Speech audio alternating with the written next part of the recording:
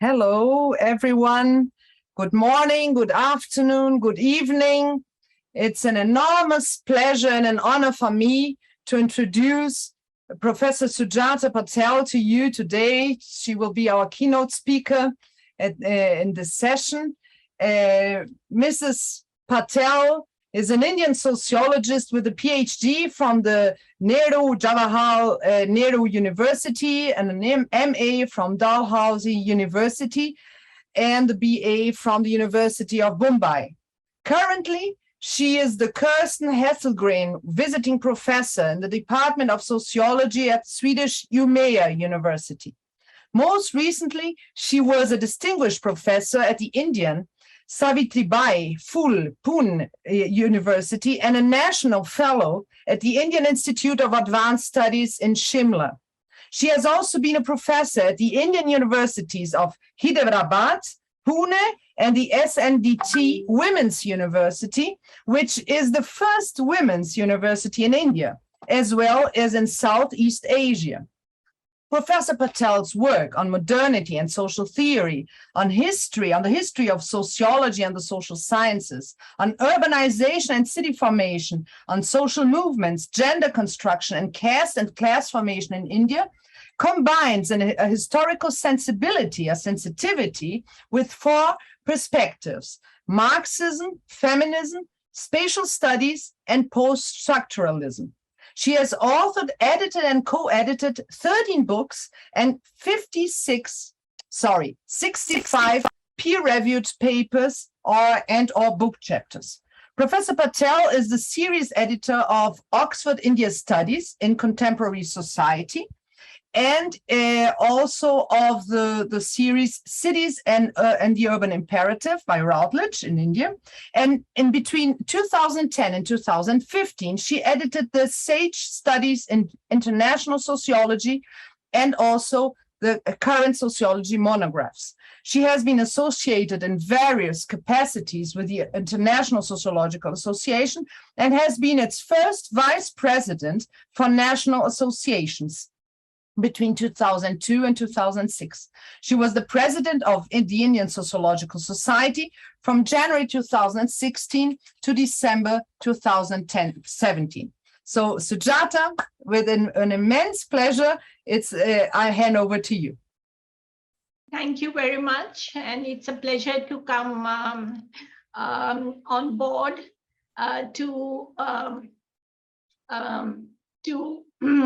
to talk with all of you on some of my ideas on how to rethink the urban from a decolonial perspective. So I just want to start by discussing that though the world we think is one, but is very divided in terms of popular notions and social science assumptions regarding what is the urban. And I want to discuss the way I understand the problem in terms of the growth of urban sociology and urban studies. I am an urban sociologist, so I would like to understand it through the discipline. But as I move forward, I would like to suggest that we need to move beyond the models that have emerged within the European and North American contexts to understand new ways of thinking about the urban and urbanization in the world. And in order to do so, I would like to take us historically through the way in which urban sociology developed from the early 20th century. And as it developed from the classical and canonical position, it took the North American and the European experience as a model to understand how contemporary urbanization and modernity has emerged.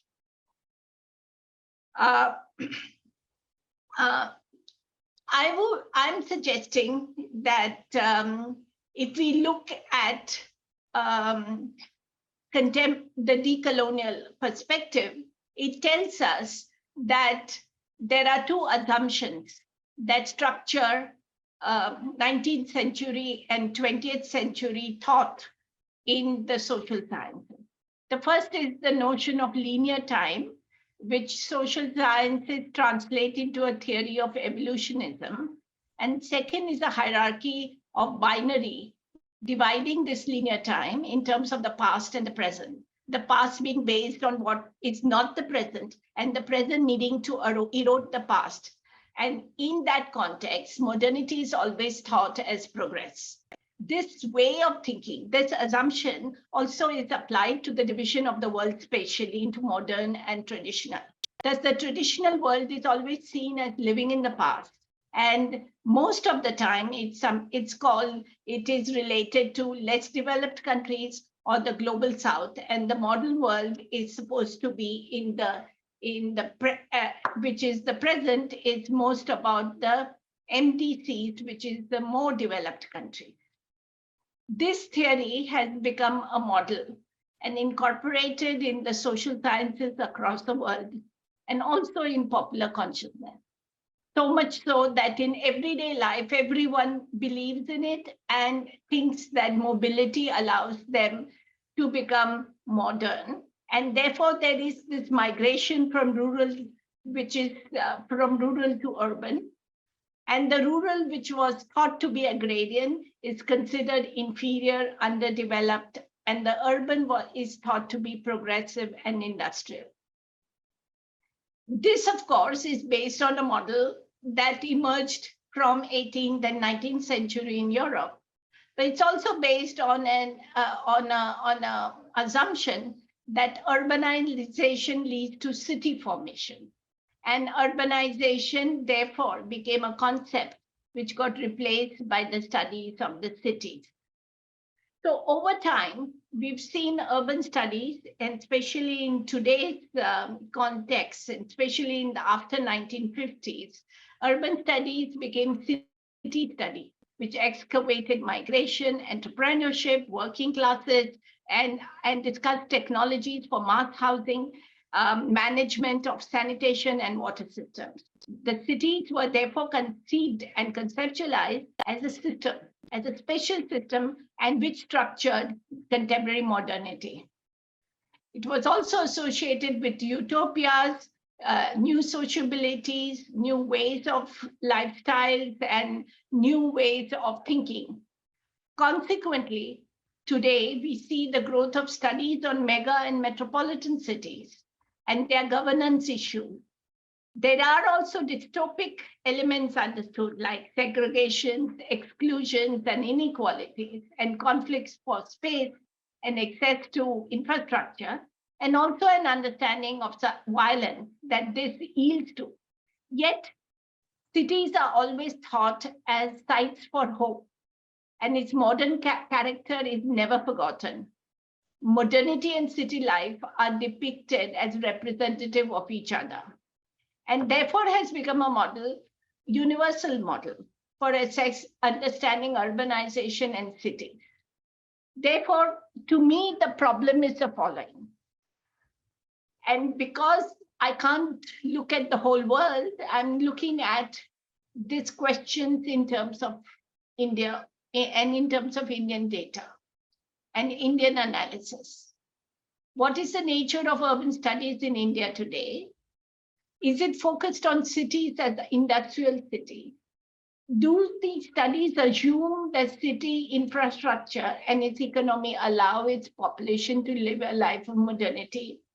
And in order to answer this question, I suggest that we need to understand the Eurocentric assumption that organized social sciences in India, but not only social sciences.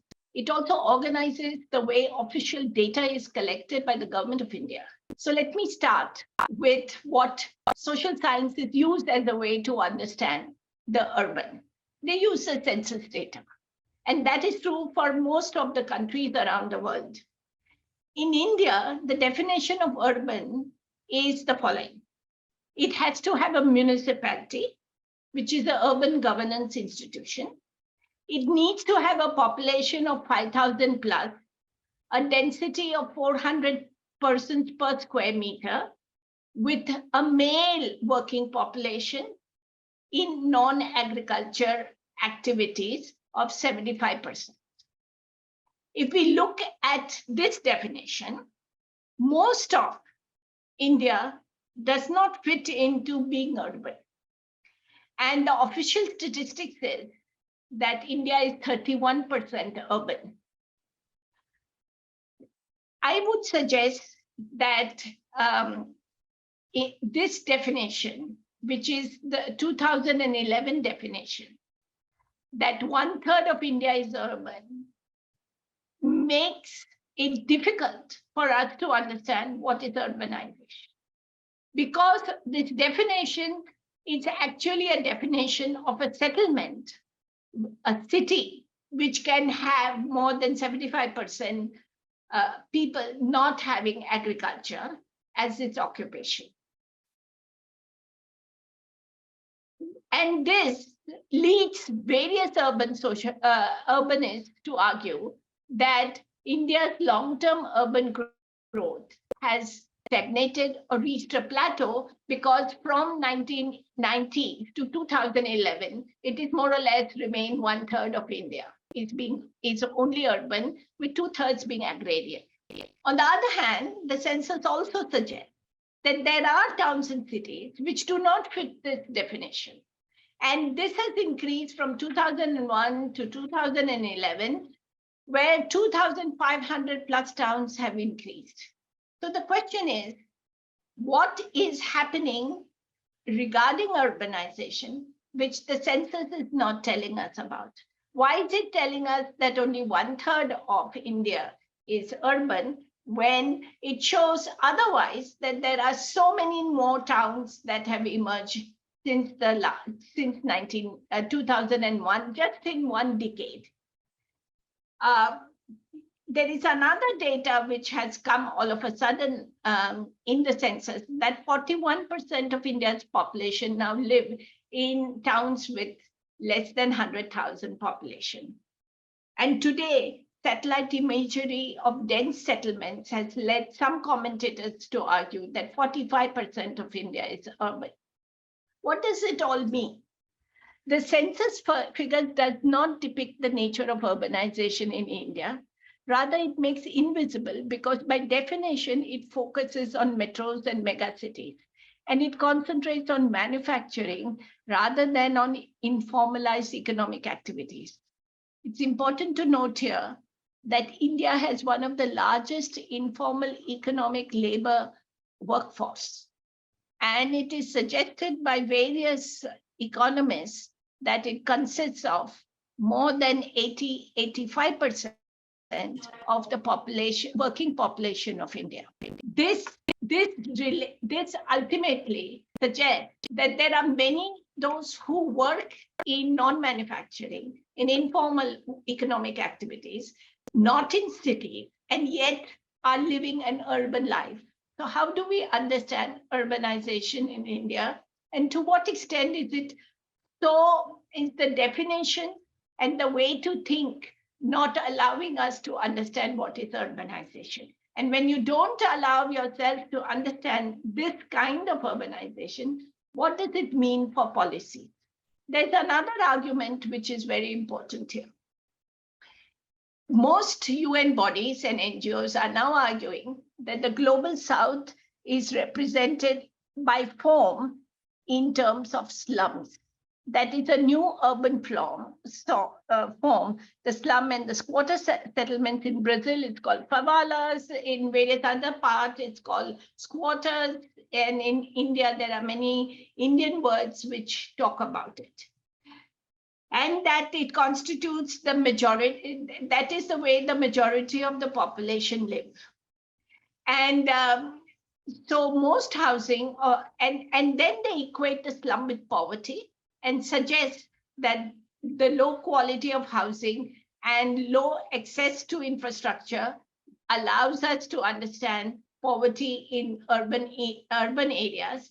And this suggests that there is a different kind of a new urban form emerging. So this has led to slum surveys being formed and suggesting that UN Habitat report suggests that 55% of the cities of India have slum population.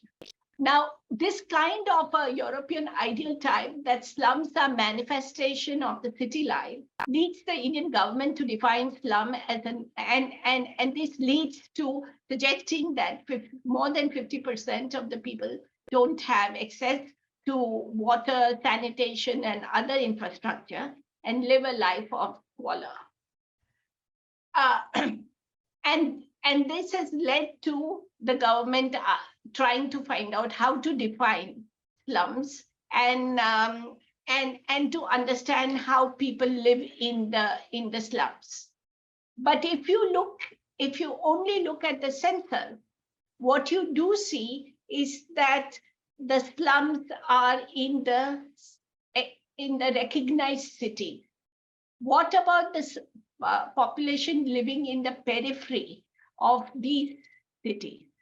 The census does not talk about it because they see this population as being only in urban, formally defined urban areas. But what about those who are living with no sanitation, with little to no access to potable water, with little to no access to housing? How do we understand whether these are also living in slums? So this question implies that to understand low infrastructure, access to low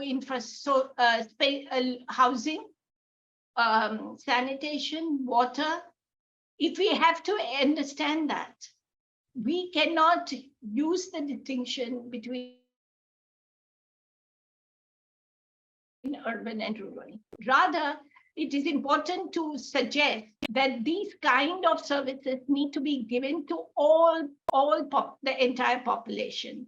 And there needs to be a shift of discussion to deprived groups across the country and ask what is the nature of their work as well as their access to services.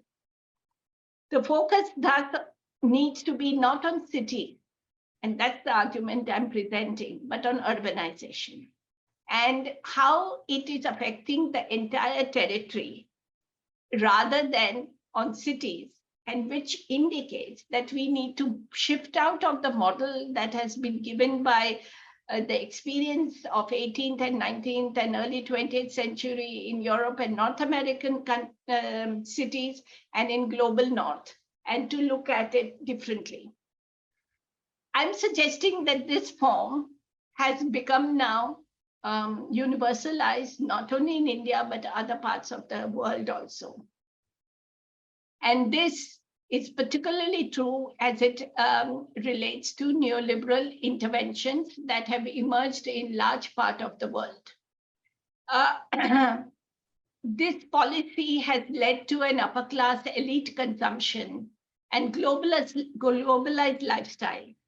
On the other hand, the lower segments of the population doing agrarian activities in villages, but also doing simultaneously other services which connect them from villages to the urban is leading to R-class stratification, in which there is a very small upper segment and very large lower segment, leading to inequalities, exclusion, and uneven urbanization. T.G. McGee has coined the term Desakota to describe southern urbanization. Its characteristics are urban zones, which allow commuting to towns and cities, urban sprawls alongside arterial and communication roads.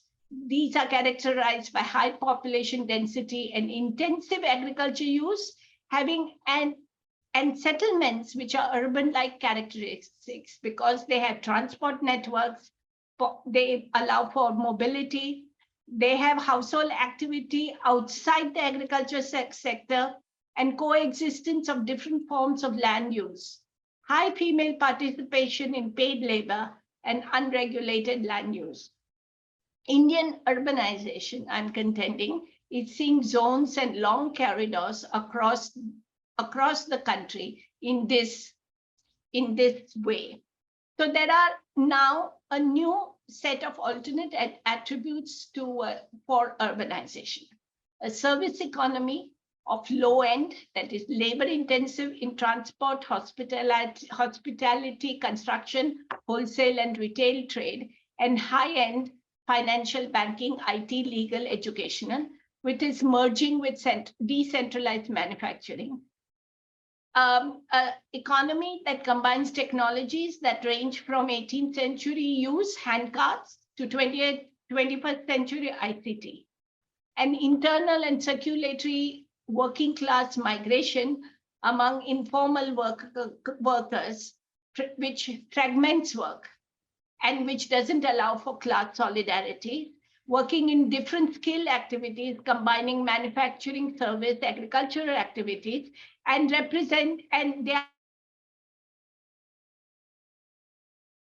consciousness being represented through primordial relationships and networks.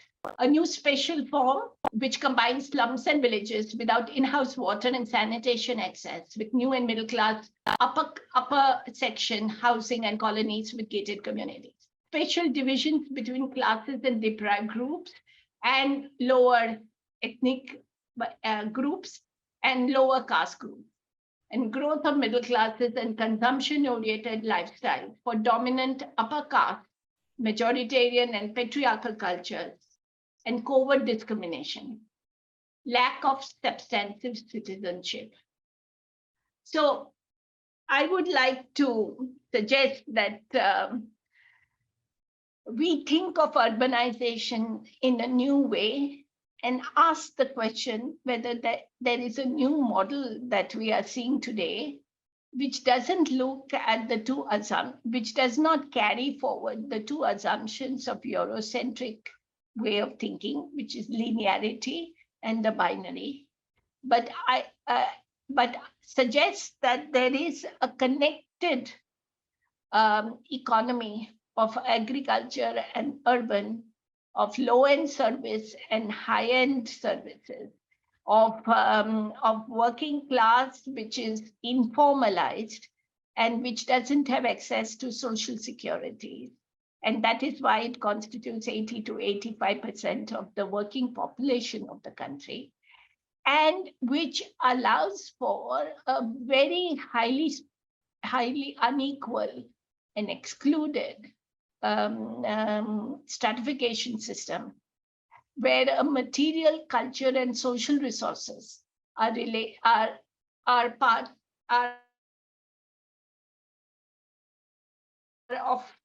have access to small majority, and a labor-intensive service sector which integrates pre-modern technologies with ICT. It's also about this. This relates also to the revival of primordial identities of caste and group networks and their universalization as rightist majoritarianism. It's also about deprivation and marginalization of a large number of countries' population from access to resources, but having aspirations to share this with the elite. It's about overt and covert violence rather than fragmented violence, rather than class struggle. It's about a new spatial urban form that combines it raises the question of what is modernity.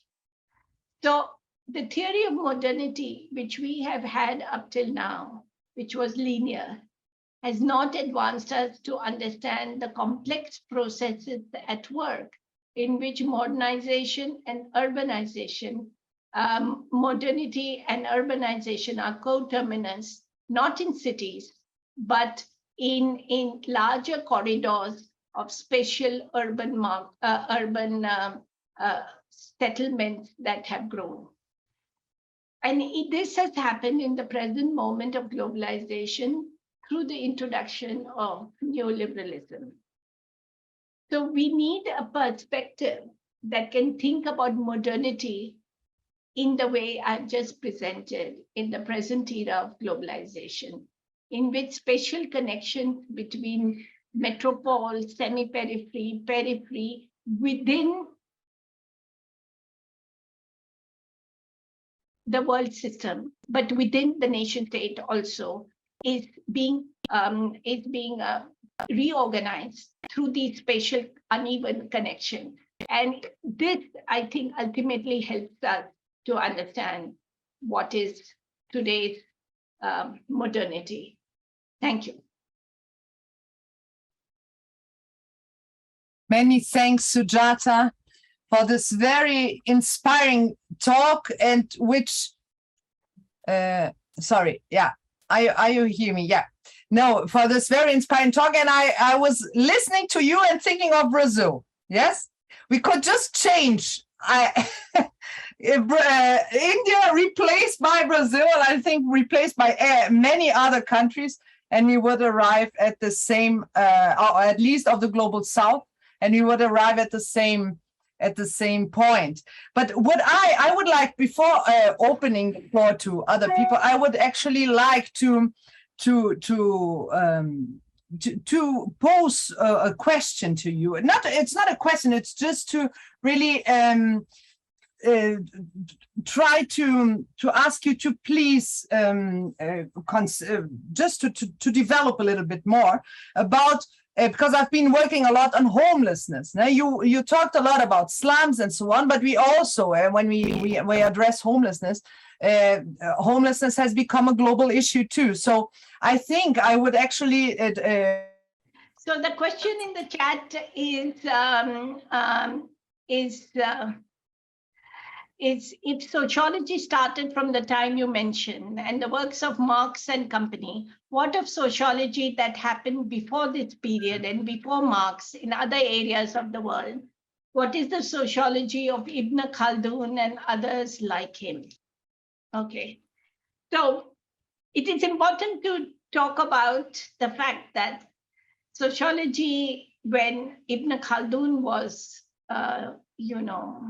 was living, was of a different kind. It was not about modernity. It was not about urbanization. It was of a different kind. And it tried to understand the way in which those who were having a different economy were living in today's world.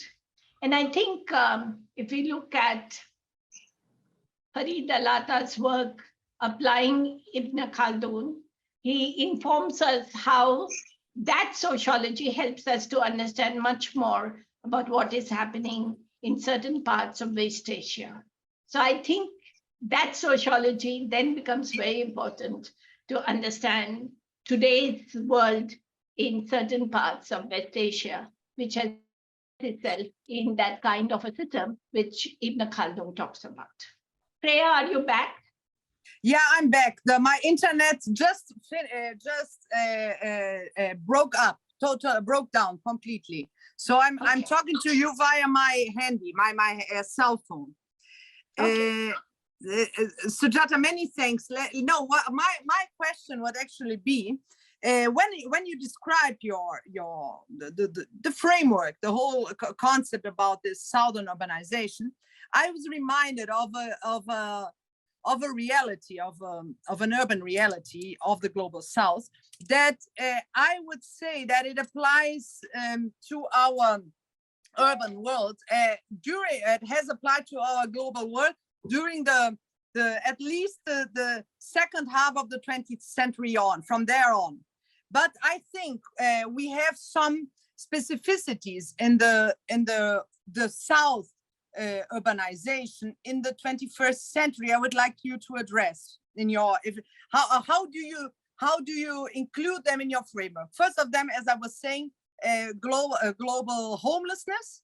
But also, you talked a lot about agriculture, and obviously it's always there, agriculture. But I would like to suggest or to point out the role of this so-called this precarious service economy in this Greek economy too. So we have, at least here in Brazil, we are living this in a very strong way due to the present political and social, political and economic situation, that we have an enormous amount of precarious occupations in cities. Yeah, our precarious in inverted commas, okay, Sujata. And also this is it where informality and so on. And it does not have specifically to do, it does not stem from agriculture as such, but it's street vending and so on, but all of these China-made and very this kind of very cheap goods and so on. So I would like to ask you about how you include this kind of novelties of this neoliberal times into your framework. Yeah, that's it. Yeah. Thank you, Fraya. I think we have to distinguish between different regions and countries. Latin America is 65% urban. The cities have developed earlier with industrial working class, and then has been, because of deregulation, there has been increase of precarity among all of them. In a country like India, we did not have manufacturing. And therefore, it was always a problem of getting full or an organized working class in the cities or in any part of the country. Any part of the country, because the weakness of manufacturing didn't allow it, and it was always an informalized working class. And with alienation of land, even those who were doing cultivation were being deprived of cultivation, but they did not have alternative work. Consequently, also because of colonialism, there was at one level an organization of landlordism. At another level, it was also fragmentation of land. So we have a huge amount of non-productive land and non-productive labor who has to find other employment to be able to sustain them. And they do it through many other, they get into the labor market and do circulatory labor, migrant labor. So there are huge number of people, and this we found in the COVID times, who are migrating to urban areas and for 6 months, 8 months, 10 months, going back and doing agriculture work afterwards. So there is this connection between agriculture and urban life in terms of services, which is very different and distinctive from other parts of the world. Africa has it. Some part of Southeast Asia has it, but it's not all parts. It depends on the way in which the world economy has invested in various regions of the world and created manufacturing and industrialization versus not investing in manufacturing and in the industrialization. And Latin America is a different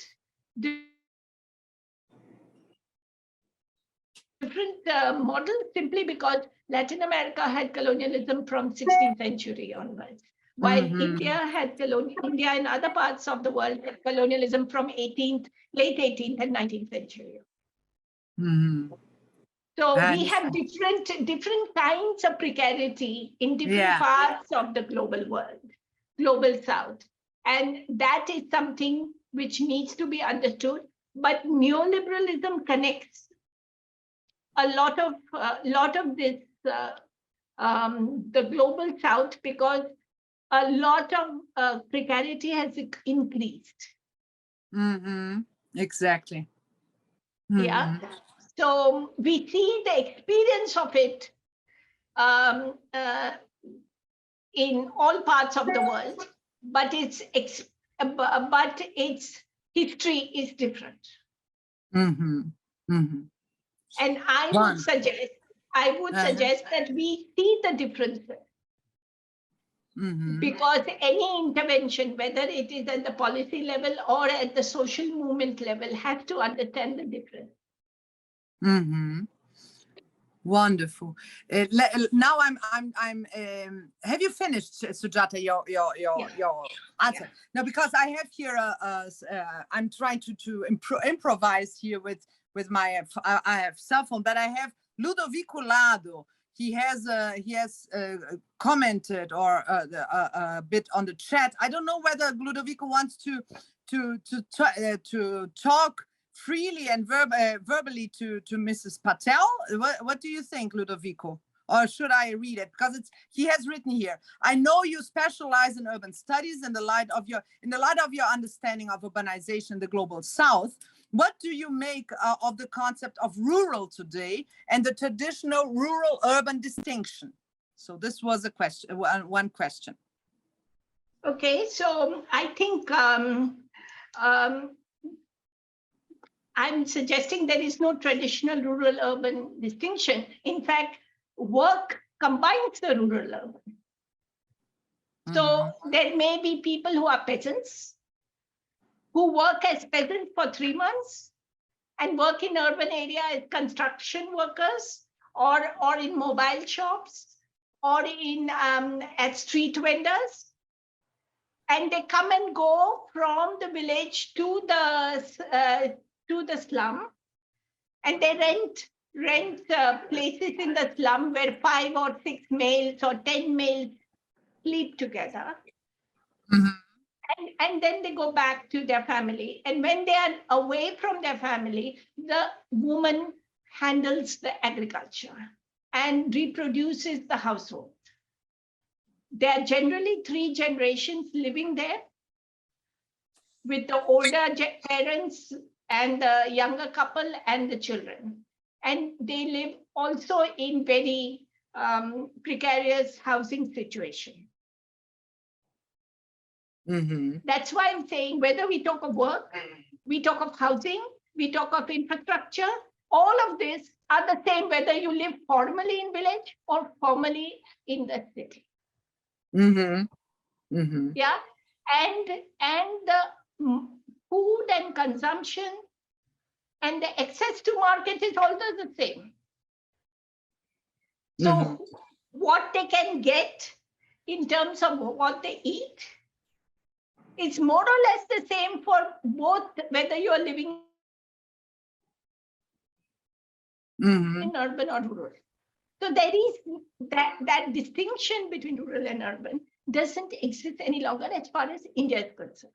But I think this is also true from what I've seen in Africa, in various parts of Africa and various parts of Southeast Asia. And I would add also in Latin America. Here in Latin America, when you start studying the urban history, I have the wonderful phrase by Florestan Fernandes, by our biggest sociologist. He said that São Paulo emerged from within the countryside. São Paulo developed as the city developed as an appendix of the countryside, and not as an indifference to it or against it. Yeah, and this is what also explains our current political situation. For example, the power of the countryside, of the rural.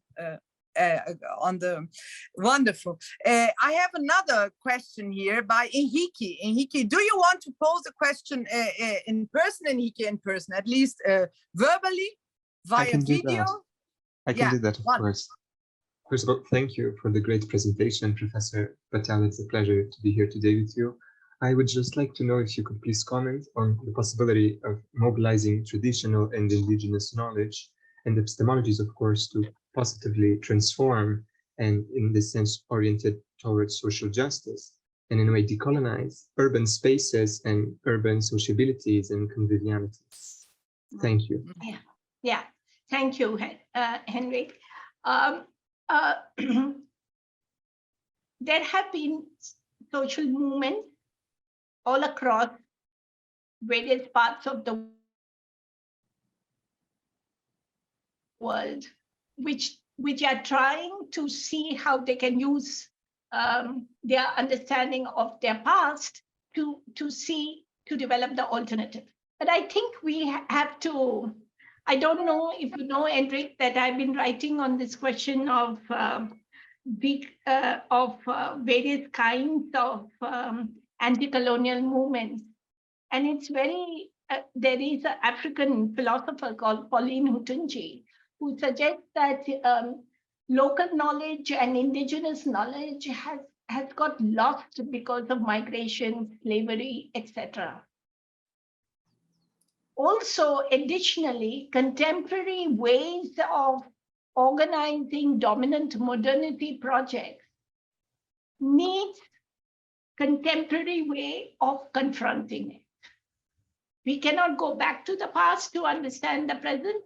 We have to look to understand the way in which the present is organized, which needs a knowledge that can connect the experience of exploitation and exclusion to try and transcend it.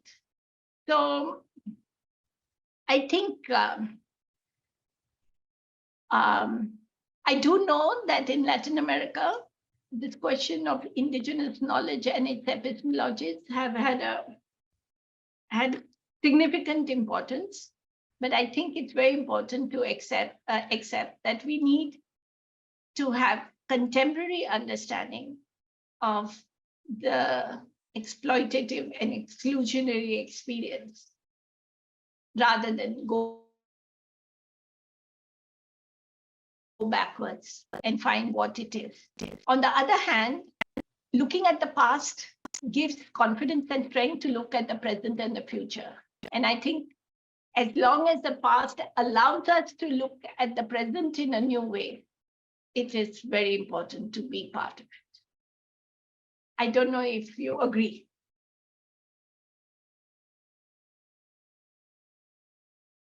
Thank you, Henrik.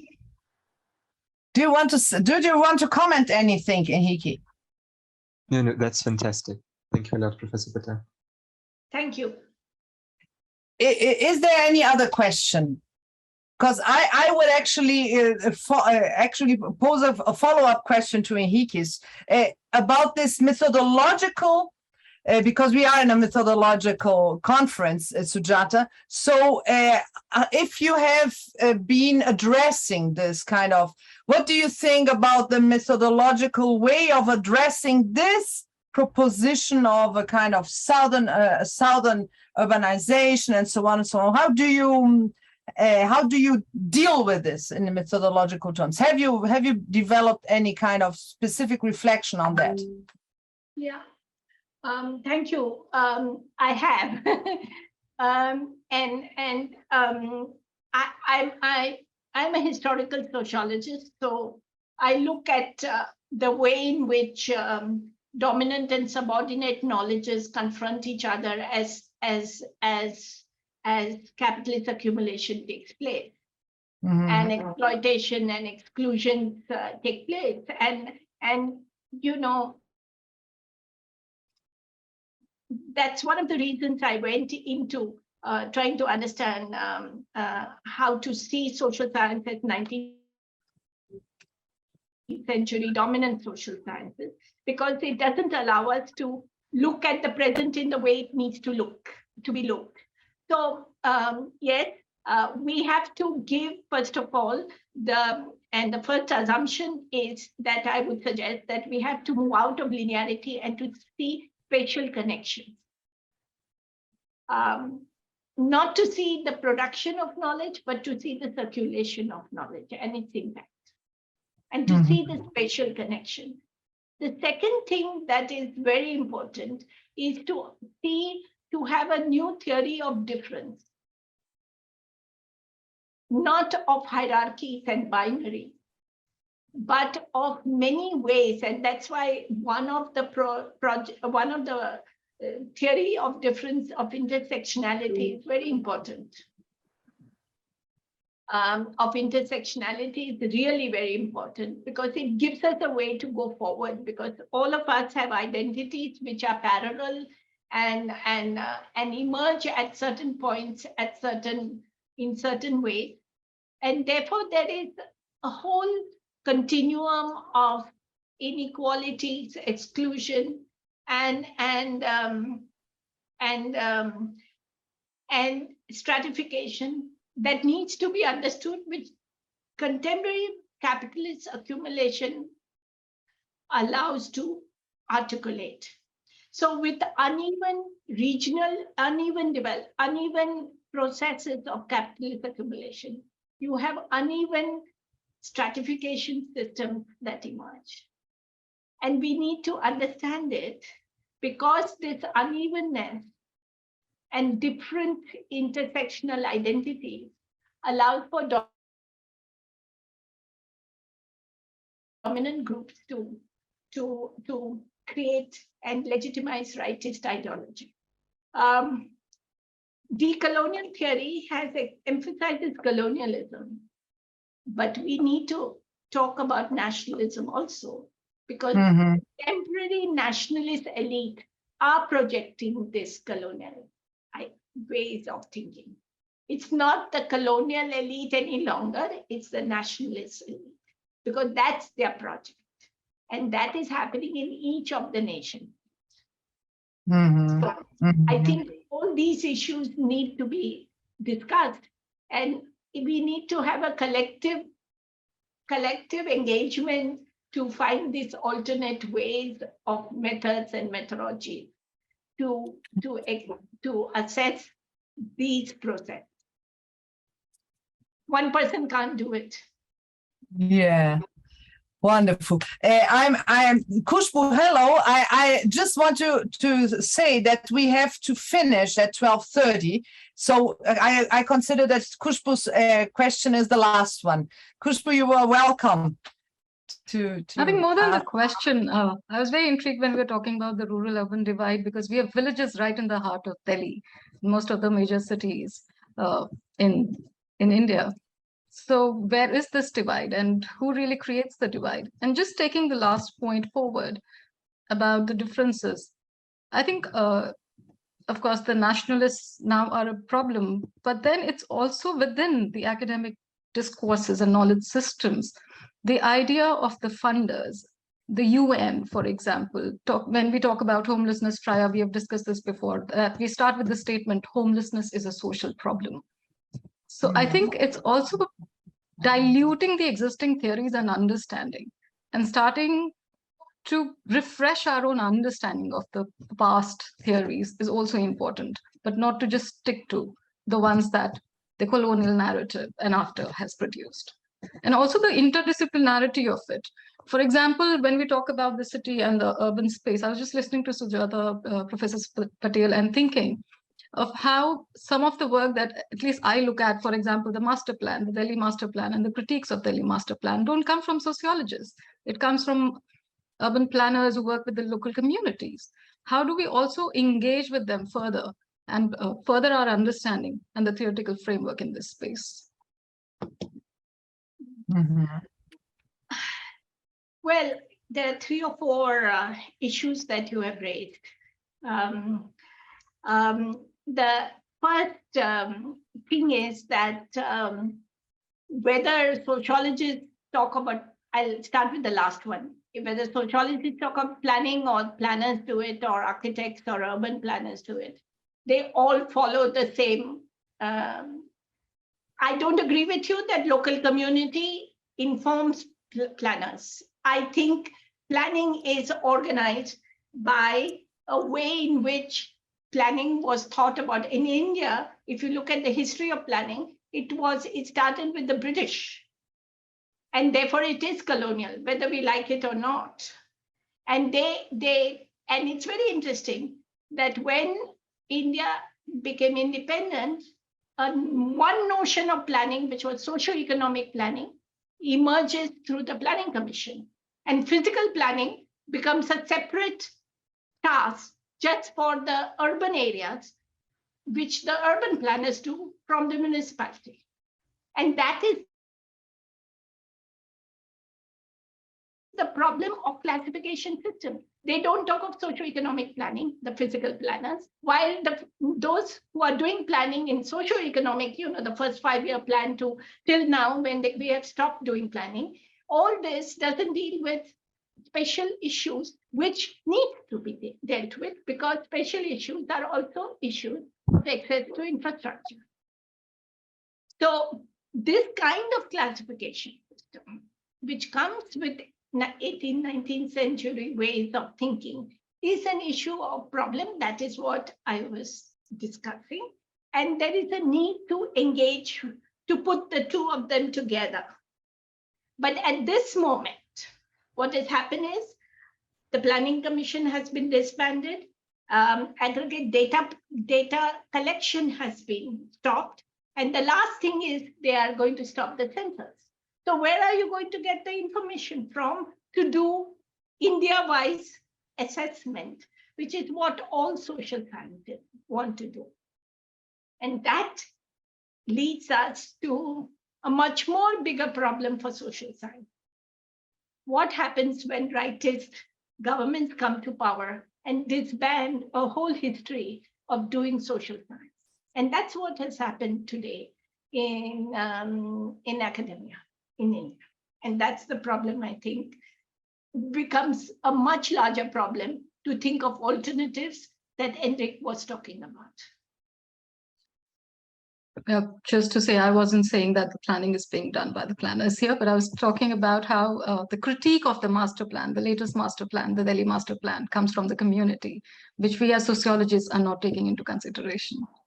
Oh, it was. I mean, I've heard Gautam Bhan talking about it for a long time, and they have intervened actually. What has happened consequently is very interesting. But one city doesn't define the whole country, True. So is there anything else, Freya? Yeah, I think this is we are almost finishing. I just here there is a last comment by Athena. Athena, do you want to pose the comment in verbally here? Or should I only read it? Because she has written, in Vietnam, we have integrated socioeconomic and spatial planning for this decade, 2021 and 2030, but things get more complicated, less clear rather than better. We often have sociologists engaged into the plan, but normally their voices are less heard than other disciplines. Yeah, I agree with you, because even in India, whenever planning was done, sociologists were not part of it, only economists. Yes. So and then most government departments used to recruit only economists to do the work, to collect aggregate data and to do analyze and give policy interventions and evaluate these policy. Everything was done by economists. So and there was a huge investment for this. So sociologists were not part of it. So and they don't remain part of it. So see, there are 4 areas in which sociologists have worked: policy, reflexive, people, public, as well as professional. And most of the time, policy planning is not thought of by sociologists, unfortunately. Yeah. Actually, so that is the issue Vietnam, across the world, not only. It's not because of economists, they are more important. Actually, we do not have, honestly, do not have good sociologists to actually solve the problems of the master plan. So I myself, a planner, I'm trying to get a degree in sociology to solve the problem. The matter is that in my institute, who do on the socio-economic spatial planning for both the whole Vietnam, different regions, and also on the provinces, we do not have good sociologists who understand ourselves very well. The problem is because of the history, we divide the Eastern local sociologists into another wing, and sociologists who graduated from university teaching Western theory in another group. And that's why we do not have sociologists who understanding Vietnam very well, engaging both the knowledge of the Western theory and the local Eastern parts. That's why, yeah. Okay, I understand. Thank you for explaining. Yeah, this is also a problem. Athena, I think the amount of information or of knowledge we as social scientists have of the social realities of our countries, because they are very socially unequal. So it does not fit. This is only the start of a discussion. And I really, really thank you a lot, Sujata, for this wonderful input and very exciting comments also from the audience and questions. Many thanks to you all. I have a news, Professor Manuel Gabreton, who is our next speaker. He is he should get in now into this keynote, which is its next keynote, but he is going to have a delay, a 20 minutes delay. So in 20 minutes at 12:50 Brasilia time, he is going to get in. So in 20 minutes indeed.